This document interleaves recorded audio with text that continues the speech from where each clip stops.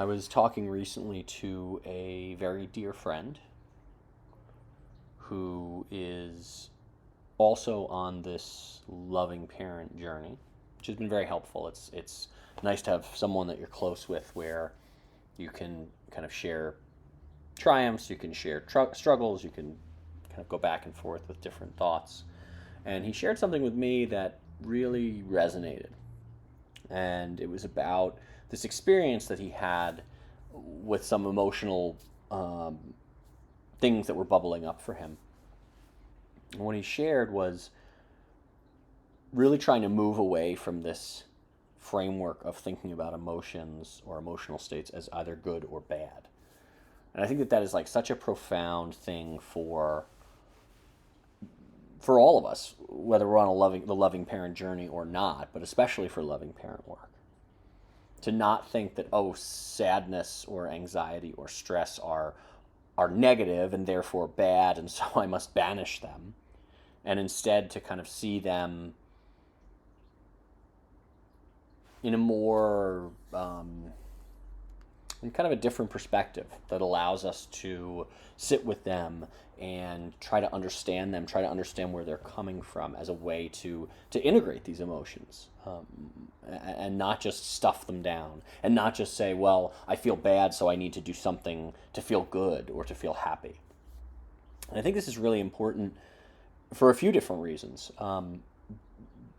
Being able to move away from this question of like, is this a good emotion? Is this a bad emotion?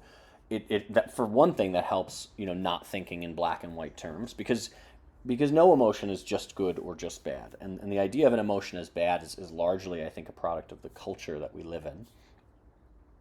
So instead of trying to look at it in that kind of black and white way, I personally feel that a better framework is, how does this emotional state serve me?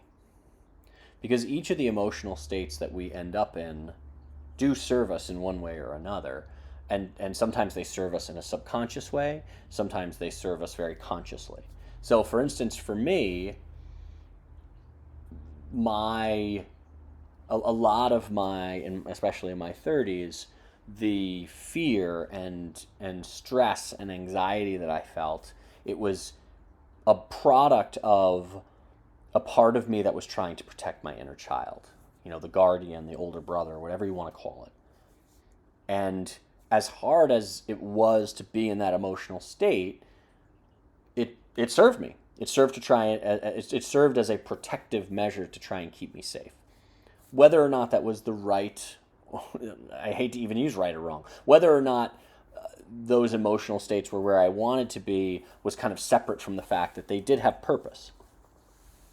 And so I think that there's two issues at play here. One, by asking that question of does this serve me and how does it serve me, you again have that moment to check in with yourself and kind of choose and decide like, actually, yes, this does. I'm feeling I'm feeling a lot of anxiety today. That anxiety is coming from X, Y, and Z place.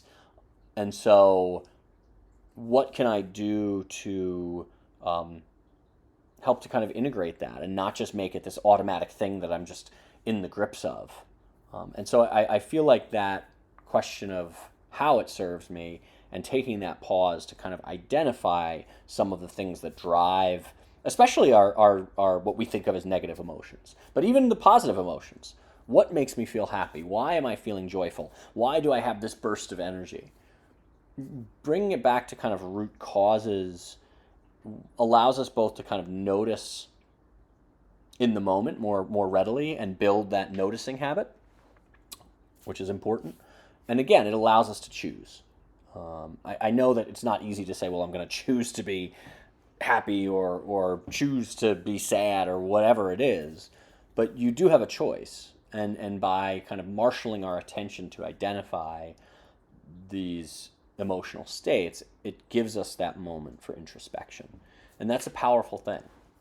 So, next time you wake up feeling sad, feeling beleaguered, feeling stressed, my message to you is not to try to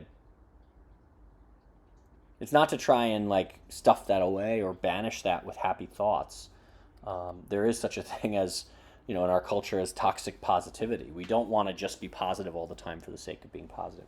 There are reasons we wake up sad. There are reasons we wake up depressed. But by bringing that moment of kind of pause to it, can you better understand the parts of yourself that are hurting and give those parts a voice and give them a chance to commune with you?